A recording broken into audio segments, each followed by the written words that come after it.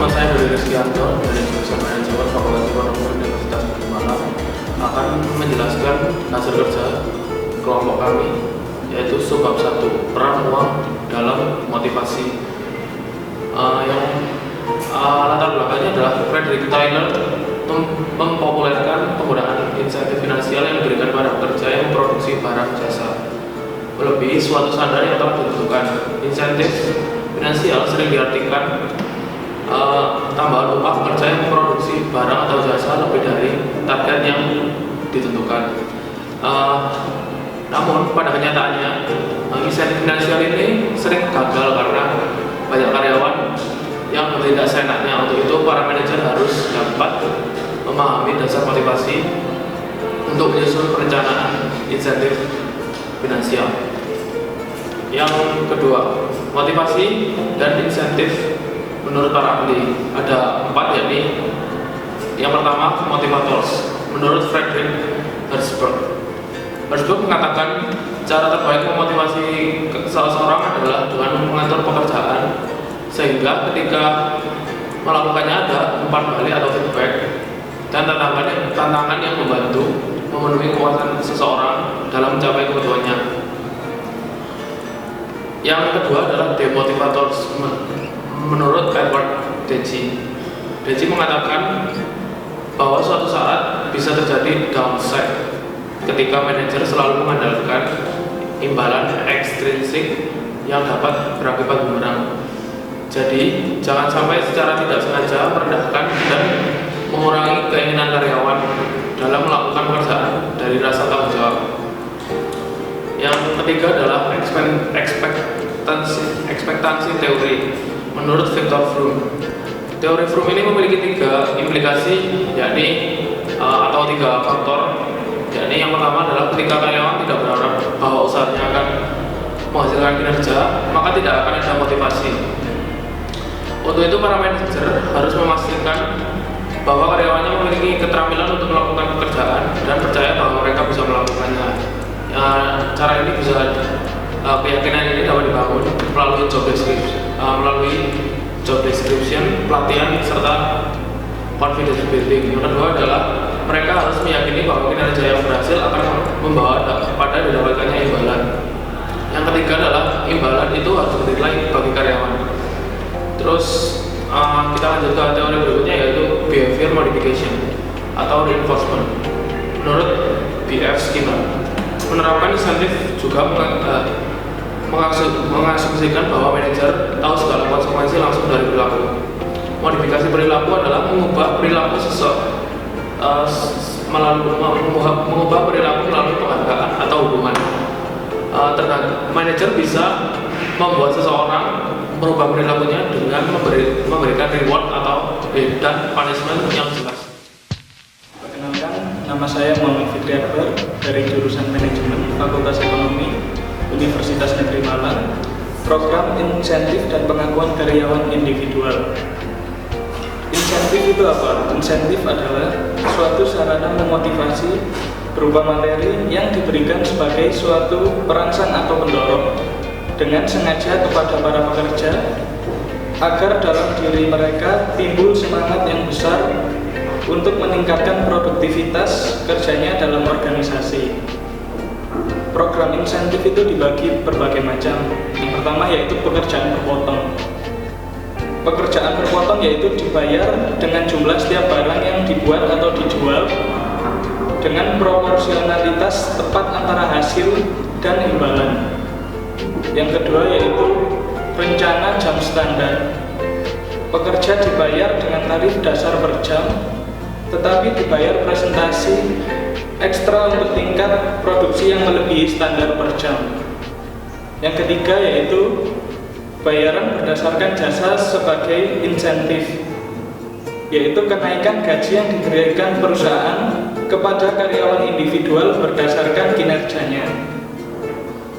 Yang selanjutnya yaitu insentif untuk karyawan profesional.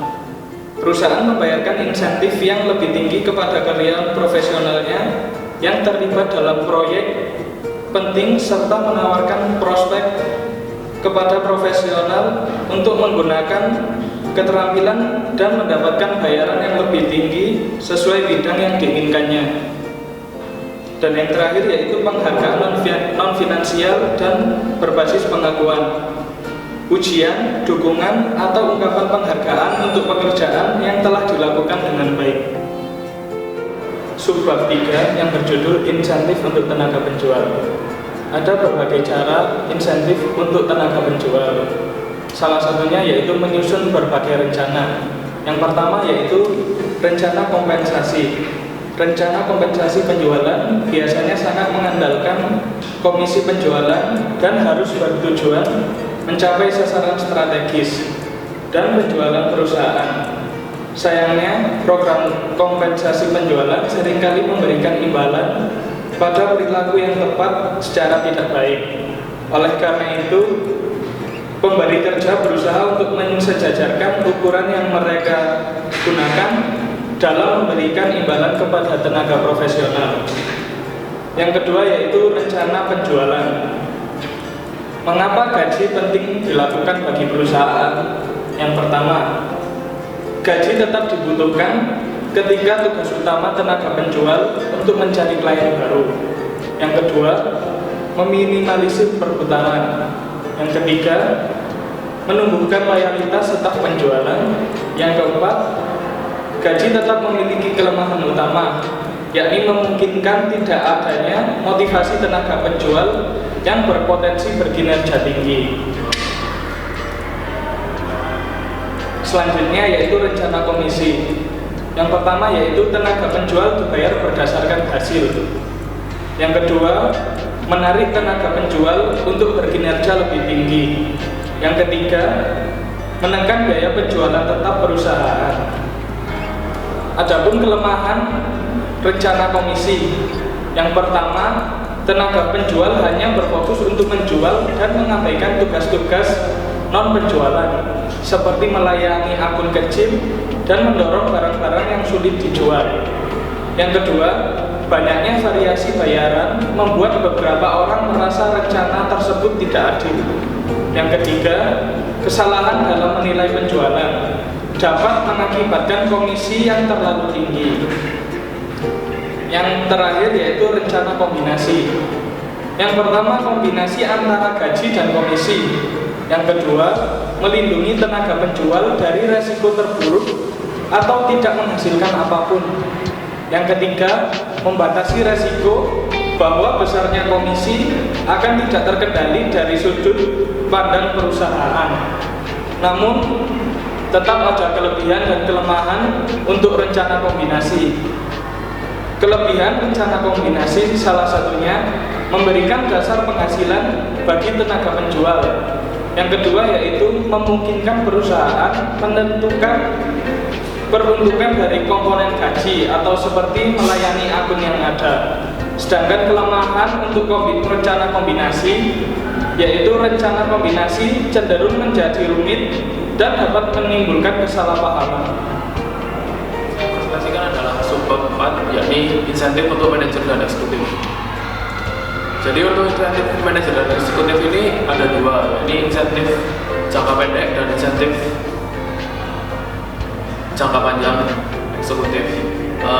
Untuk insentif jangka pendek bagi para manajer, ini faktor yang pertama adalah eligibility, target atau target pekerjaan yang telah dipenuhi sesuai dengan gaji dasar bulanan dan posisi yang dijabat oleh perusahaan. Yang kedua, fund size. Jadi fund size ini jumlah modus yang diterima berdasarkan profit tahunan perusahaan. Terus yang ketiga, individual performance. Jadi individual performance ini adalah bonus yang diterima oleh sesuai dengan hasil kerja individu para manajer tiap kuartalnya. Terus yang kedua adalah strategi insentif jangka panjang eksekutif. Faktornya ada, pilihannya ada dua, opsi pemilikan saham dan insentif lainnya yaitu golden parachute. Untuk yang pertama adalah hak untuk membeli saham, yakni dalam periode yang ditentukan. Jadi para manajer ini memiliki hak untuk membeli saham pada waktu tertentu yang ditentukan oleh owner saham-saham sebelumnya. Yang kedua adalah hak holding parachutes, yakni intinya perusahaan melakukan pembayaran yang mana memungkinkan para manajer untuk memiliki atau para eksekutif untuk memiliki saham yang bisa dibeli. Ya, itu saja yang bisa saya sampaikan dalam subbab 4 ini. Kita subbab 5 tentang rencana insentif tim dan organisasi. Rencana pemberian insentif bagi anggota kelompok kerja yang melampaui standar kerja yang telah ditetapkan sebelumnya, yakni ada 5. Yang pertama, rencana pembagian laba. Rencana yang mana semua atau sebagian karyawan menerima sebagian dari laba tahunan perusahaan. Yang kedua, rencana scannen. Rencana insentif dengan menyamakan sasaran perusahaan dengan sasaran perusahaan. Yang ketiga adalah rencana pembagian keuntungan. Rencana insentif yang melibatkan karyawan dalam suatu usaha bersama untuk mencapai produktivitas dan membagi keuntungan dengan karyawan. Yang keempat, rencana bayaran berisiko. Rencana bayaran memberikan risiko pada karyawan berupa pemotongan bayaran karyawan apabila tidak memenuhi sasaran kerja dan akan memberikan bonus jika karyawan tersebut bisa memenuhi sasaran kerja. Yang kelima adalah rencana kepemilikan saham karyawan. Jadi rencana seluruh perusahaan yang mana memberi kerja mengontribusikan sebagian dari saham kepada tiap karyawan untuk bisa dibeli oleh karyawan. Sekian presentasi dari kelompok kami, kurang lebihnya mohon maaf. Terima kasih.